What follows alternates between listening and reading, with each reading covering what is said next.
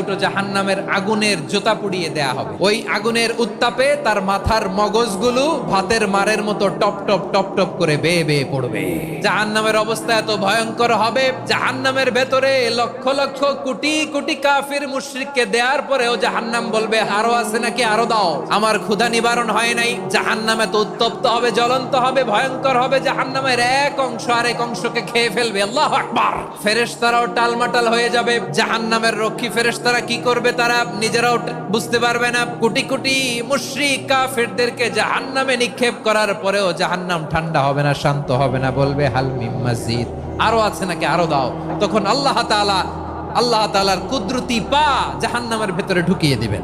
দেওয়ার সাথে সাথে জাহান্নাম থেকে আওয়াজ আসবে, কত কত বিইজ্জাতিকা ওয়া বিকদরিক, আল্লাহ বিইজ্জাতিকা ওয়া বিকারামিক, আল্লাহ আপনার ইজ্জতের কসম, যথেষ্ট হয়েছে, এনাফ এনাফ। সুবহানাল্লাহ পড়তে পারলেন না মজা করে?